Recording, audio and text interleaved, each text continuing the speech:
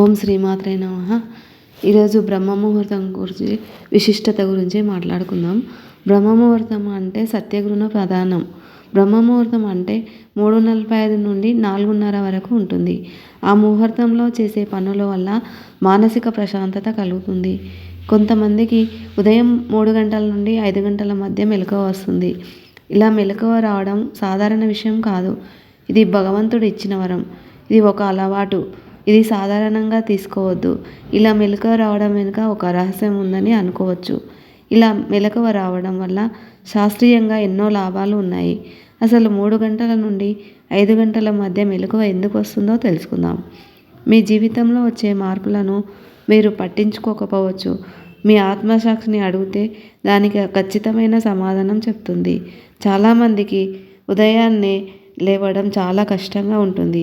బ్రహ్మముహూర్తంలో వారు నిద్ర లేవలేరు.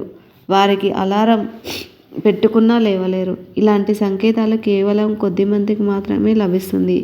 ఇది దేవుడి నుంచి వచ్చిన సంకేతాలుగా అర్థం చేసుకోవాలి. 3 గంటల నుంచి 5 గంటల మధ్య కాలాన్ని ఉదయం బ్రహ్మముహూర్తం అని అంటారు. ఇది చాలా మహత్తరమైన కాలం. దీనికి అమృతకాలం అని పేరు కూడా ఉంది.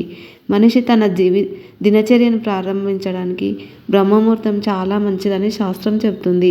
శ్రీకృష్ణుడు కూడా ఇదే విషయాన్ని చెప్పాడు. బ్రహ్మముహూర్తంలో లేచిన వారికి క్రమశిక్షణ ఉంటుంది.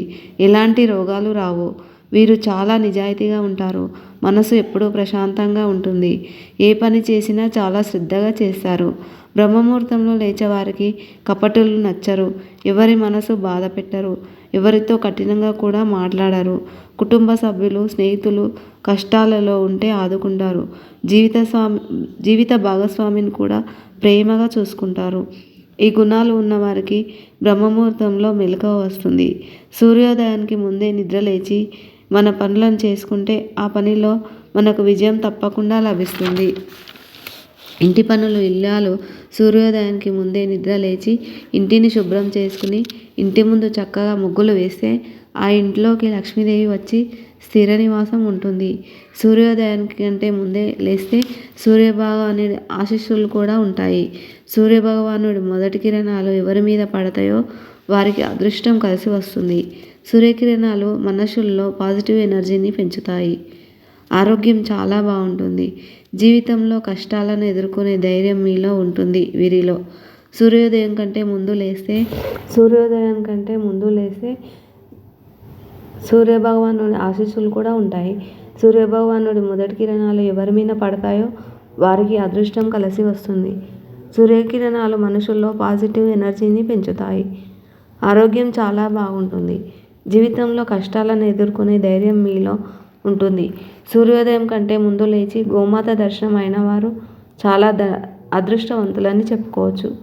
బ్రహ్మముహూర్తంలో లేచి దైవారాధన చేస్తే మంచి ఫలితాలు కలుగుతాయి. ఆ టైంలో మనం ఏది కోరుకున్నా ఖచ్చితంగా జరుగుతుంది. విశ్వం కూడా మనకు సహకరిస్తుంది. ఆ బ్రహ్మముహూర్తంలో దేవతలు తిరుగుతూ ఉంటారని అంటారు. పార్వతీ పరమేశ్వరులు, బ్రహ్మ సరస్వతి దేవి భూలోకానికి వస్తారని చెప్తారు.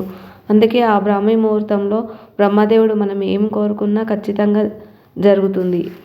బ్రహ్మదేవుడు కూడా మనకు వరమిస్తాడు. జీవితంలో మనం విజయం సాధించడానికి ఈ సూర్యోదయం కంటే ముందు లేస్తే ఖచ్చితంగా మనం జీవితంలో ఎంతో ఎత్తుకు ఎదుగుతామని అందరూ విశ్వసిస్తారు. ఈ వీడియో కనుక మీకు నచ్చినట్టయితే లైక్ చేయండి, షేర్ చేయండి, సబ్స్క్రైబ్ చేయండి. జై శ్రీరామ్.